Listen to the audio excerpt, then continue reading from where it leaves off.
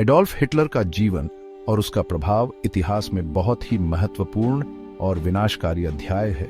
यहाँ विस्तार से हिटलर के जीवन और कार्यों पर चर्चा की गई है। प्रारंभिक जीवन 1889 to 1913। जन्म। हिटलर का जन्म 20 अप्रैल 1889 को ऑस्ट्रिया के ब्रॉनाउ एम इन नामक कस्बे में हुआ था।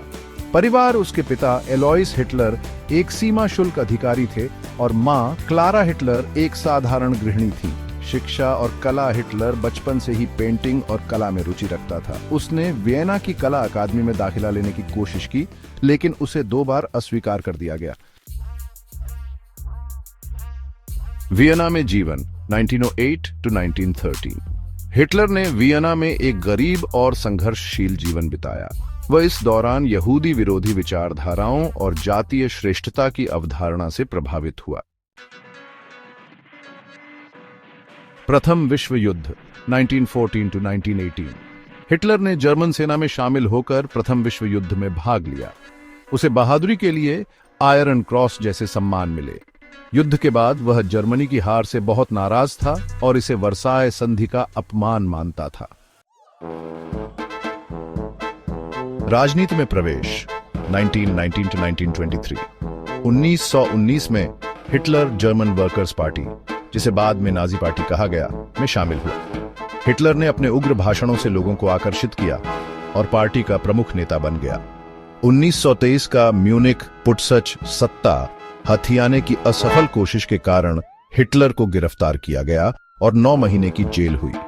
जेल में रहते हुए उसने अपनी पुस्तक मीन कैम्प लिखी, जिसमें उसने अपनी नस्लवादी और यहूदी विरोधी विचारधाराएं प्रस्तुत की।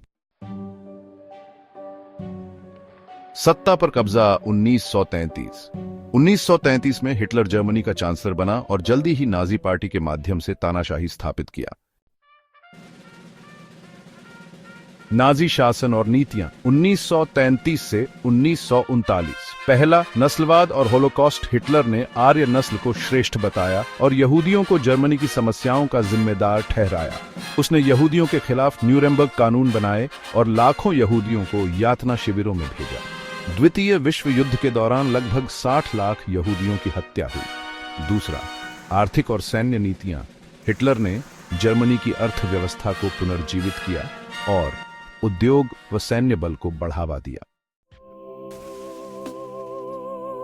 द्वितीय विश्व युद्ध 1939 से 1945। शुरुआत 1 सितंबर 1939 को हिटलर ने पोलैंड पर आक्रमण किया, जिससे द्वितीय विश्व युद्ध शुरू हुआ। हिटलर की सेना ने फ्रांस, बेल्जियम, नॉर्वे और रूस जैसे बड़े हिस्सों पर कब्जा कर लिया। लेकिन 1941 में सोवियत संघ पर आक्रमण और 1944 में नॉर्मंडी लैंडिंग के बाद जर्मनी की हार तय हो गई। हिटलर का पतन और मृत्यु 1945 में सोवियत सेना बर्लिन तक पहुंच गई। 30 अप्रैल 1945 को हिटलर ने बर्लिन के अपने बंकर में ईवा ब्राउन, जिससे उसने उसी दिन विवाह किया, के साथ आत्महत्या कर ली।